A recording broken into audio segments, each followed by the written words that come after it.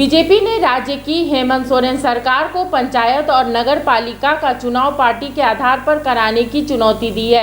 BJP के प्रदेश अध्यक्ष दीपक प्रकाश ने कहा है कि हेमंत सरकार यदि पार्टी के आधार पर पंचायत और नगर पालिका का चुनाव कराती है तो महागठबंधन की हार पूरी तरह से तय है। सरकार लोकल सेल्फ गवर्नमेंट के चुनाव के लिए इंटरेस्टेड नहीं है। केंद्र सरकार के द्वारा पैसे आते हैं लोकल सेल्फ गवर्नमेंट में 14वें वित्त आयोग के आधार पर। अगर चुनाव नहीं कराएगी तो पैसे लेने से वंचित हो जाएगी राज्य की सरकार।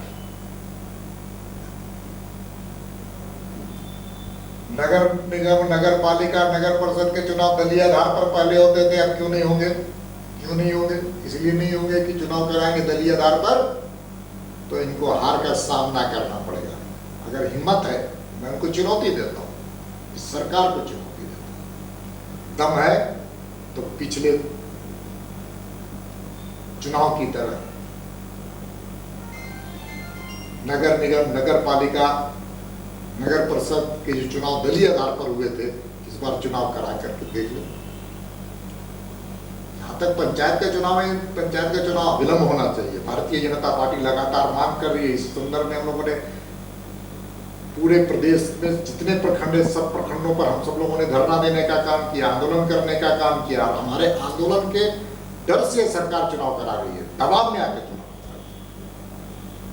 क्योंकि भारतीय जनता पंचायत के चुनाव के लिए बहुत गंभीरता से हम सब लोग लगातार 1 साल से संघर्ष कर रहे हैं।